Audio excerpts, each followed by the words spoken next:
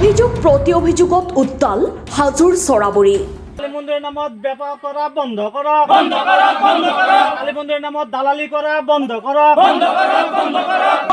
অঞ্চলে জনপ্ৰিয় মুখ্যমন্ত্ৰী ডক্টৰ হিমন্ত বিশ্ব শৰ্মা আমাৰ কালী মন্দিৰেৰ মাটি 25 বিঘা মুক্ত কৰি দিয়ক।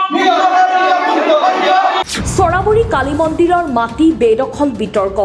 এফালে মিয়া মুছলমান মুৰ্দাবাদ ধ্বনি, আনফালে প্ৰতিবাদকাৰী একাংশক দালাল আখ্যা, একাংশ খিলঞ্জীয়া মুছলমানৰ।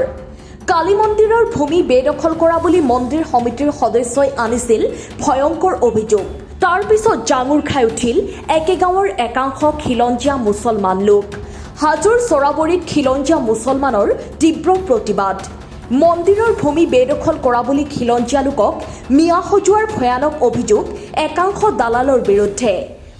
দালাল ৰাজ বন্ধ কৰক, খিলঞ্জীয়া লোকক মিয়া সজোৱা বন্ধ কৰক ধ্বনিৰে উত্তাল চৰাবৰী।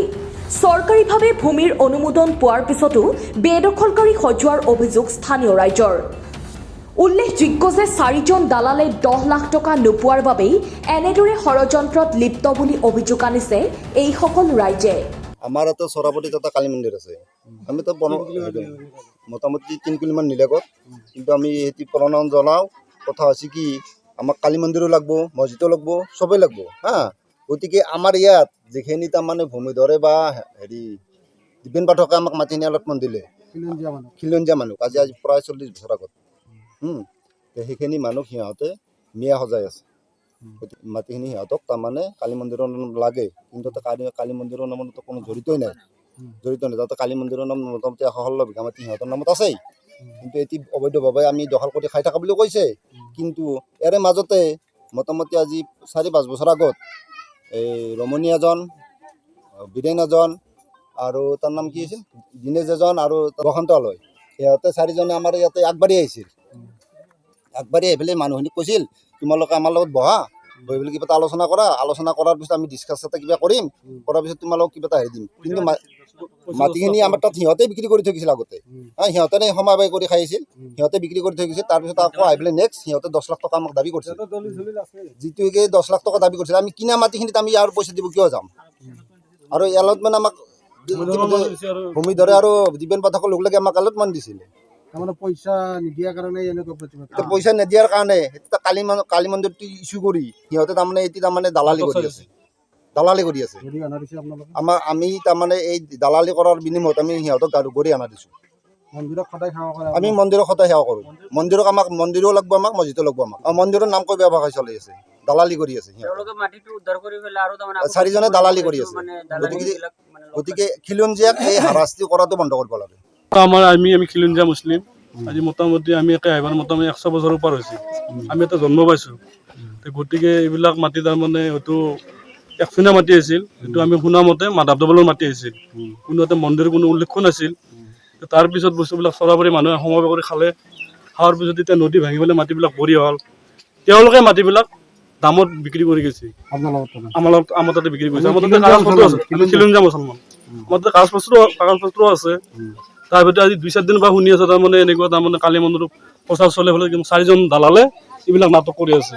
গতিকে আমাক খিলঞ্জীয়া মানুহখিনি বঙালী বনাই আছে, এইবিলাক আমাৰ বিচাৰ লাগে আৰু বেয়া লাগে, মানে দুখ লাগে, ভয় লাগে।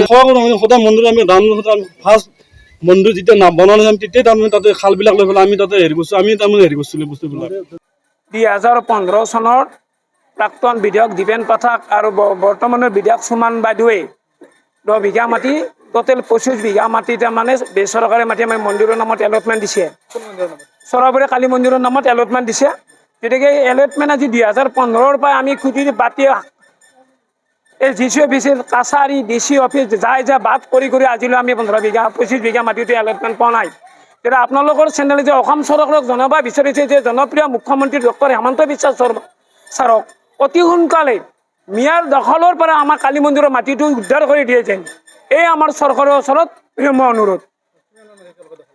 বৰ্তমান তেখেতসকলে প্ৰায় 50 বিঘা আছে, 50 বিঘা দাগ দুটা এনেকৈ দাগত আমাক দিছে 647, 649, 650 বিঘা মাটিত আমাক 25 বিঘা মাটি এলটমেণ্ট দিছে। আৰু তেখেতে 50 বিঘাই দখল কৰি আছে। 25 বিঘা আমাক অসম চৰকাৰে এলটমেণ্ট দিছে, কিন্তু আমি চৰাবৰী কালী মন্দিৰ আজিলৈ দখল কৰিব পৰা নাই। অবৈধভাৱে এতিয়া মিঞাসকলে অবৈধভাৱে তেখেতসকলে দখল কৰি আছে। মাননীয় মুখ্যমন্ত্ৰী ডক্টৰ হেমন্ত বিশ্ব ছাৰক অতি সোনকালে আমাৰ সৰবৰাহ কালী মন্দিৰক 25 বিঘা মাটি আমন্ত্ৰণ দিয়া মাটিখিনি আমাক পুনৰ দখলত দিয়ে যেন 15 বিঘা প্ৰথম তেলিয়াৰ পাছত 10 বিঘা সমান বাদ দিছে 25 বিঘা মাটি আমি দখল কৰিব পৰা নাই। হাজোৰ পৰা প্ৰাঞ্জল কলিতাৰ ৰিপৰ্ট অসম টাইম। ঘৰত আনন্দ আৰু সম্পৰ্কৰ চমক বজাই ৰাখিবলৈ জৰুৰী হৈছে সকলো আনন্দময় মুহূৰ্তত মৰমৰ উপহাৰ দিয়াটো। সেইবাবে মধুশ্ৰী জুৱেলাৰ্ছে আনিছে সকলো ৰঙীন ক্ষণৰ বাবে বিশেষ গহনা। হীৰাৰে হওক, সোণৰে হওক বা ৰূপৰে হওক, শ্ৰেষ্ঠ ডিজাইনছ আৰু হলমাৰ্কযুক্ত গহনাই ৰাখে সম্পৰ্কক নিখুঁত। তেনেহ'লে আজিয়ে আনক আনন্দ মধুশ্ৰী জুৱেলাৰ্ছৰ সৈতে। যোগাযোগ কৰক 7028000341 নাইবা ভিজিট কৰক LNB ৰোড, নলবাৰী, অসম।